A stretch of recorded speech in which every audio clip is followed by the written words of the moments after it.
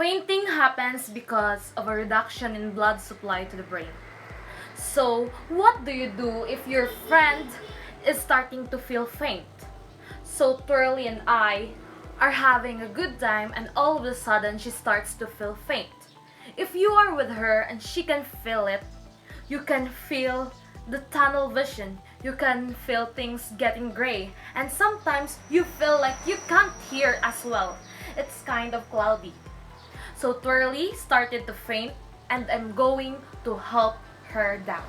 Don't put them in a chair that has no arms because they fall right out of it. If you are near a wall and they start to feel like, oh, I'm not going to make it, you can lean the person up against the wall and help the person slide down. Hey, I'm not feeling so good. Something's going on. What happened? Get the person close to your body as you can because you have control of this.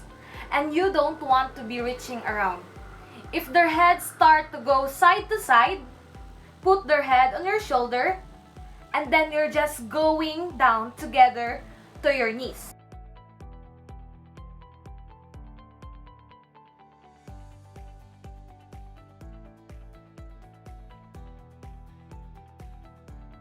And then you're just going to lay her down.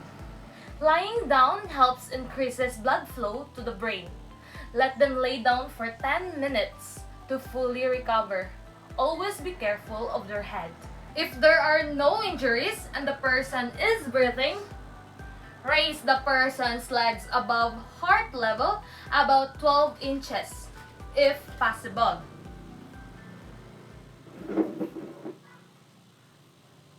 Loosen belts, collars, or other constrictive clothing.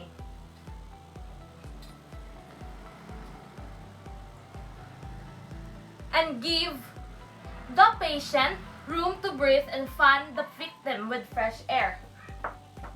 To reduce the chance of fainting again, don't get the person up too quickly.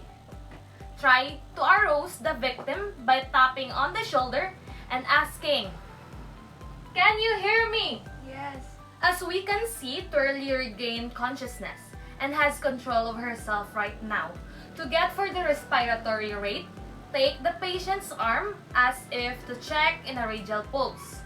Watch the patient's chest for rise and fall, counting each time they take a breath. Measure this for 30 seconds and multiply it by 2 and have respirations per minute.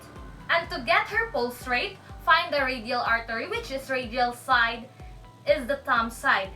And you press your 2 fingers, not your thumb, because it has your own pulse. Press it hard enough so that you can find their pulse. Make sure once you have it, then you use your stopwatch and go for 15 seconds. And count how many beats in those 15 seconds. Multiply that by 4 to get beats per minute. If you can feel a pulse on her wrist, try checking under her jaw. The normal pulse for healthy adults ranges from 60 to 100 beats per minute. Afterwards, let's slowly help her up and give a patient a glass of water. And ask her if she ate already and drink water before she cleaned her room. At the same time, check for the cause and its recovery time. It is important also to advise the patient to eat in the exact time and sleep at least 8 hours per night. So, I will give you a different scenario. Let's just say that she's still unconscious. Then, you're going to want to go into recovery position. So, you're going to bend and just kind of roll over. That way, if she has any fluids or if she's vomiting, everything can kind of roll out of her mouth and she will choke it. If you have access to any kind of cold compresses, ice, cool clothes, you want to do that, put it on your forehead and behind their neck. Keep them down for a little bit and then slowly get them up. You do it little by little. There's no race, you just slowly help them up. You can go underneath the arm and then just have them to sit for a little bit. Make sure they're okay. They may start to feel faint again, and if they do, you just roll them right back. You just nice and easy. And the same thing over the side. If they continue to faint, you're going to want to call for help because something else could be going on. Oftentimes, whatever's going on will resolve itself after you have the person down and they've recovered. Sometimes it won't.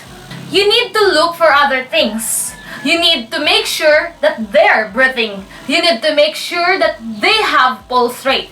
Sometimes people have other medical conditions that you don't know about that could interfere with what's going on with their consciousness. So, you're going to need to call for help. Call 911, call out for someone to call for 911, and stay on the line with the dispatcher. If they stop breathing, or if you don't feel a pulse, you're going to want to start CPR. The dispatcher can help you and walk you through what you need to do until help arrives.